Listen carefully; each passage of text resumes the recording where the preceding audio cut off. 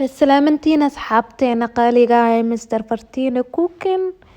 Insha Allah maanta waxaan jeclaystay inaan ila wadaago alaabtan biyaha oo aad u fudud oo 5 daqiiqo aad ku samaysan kartid ama wax ka yar.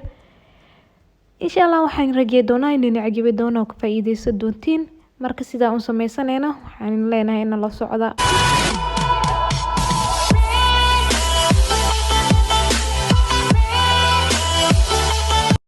Marka asxaabteena qaaliga ah waxaan u baahanahay liin macaanta ama liinta yar-yarta ah.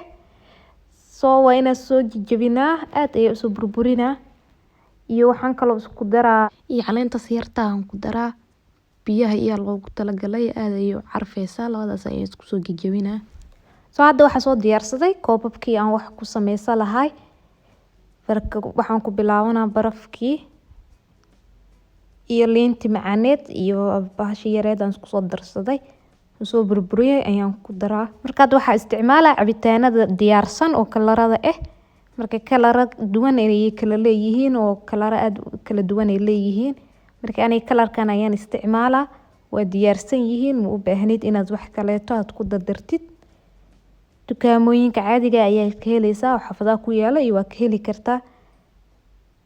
Marka wax yar oo liin ah iyo wax yar oo decoration ayaan rabay inaan samaysto soo liin dhanaanta caadiga ayaan ku darsaday.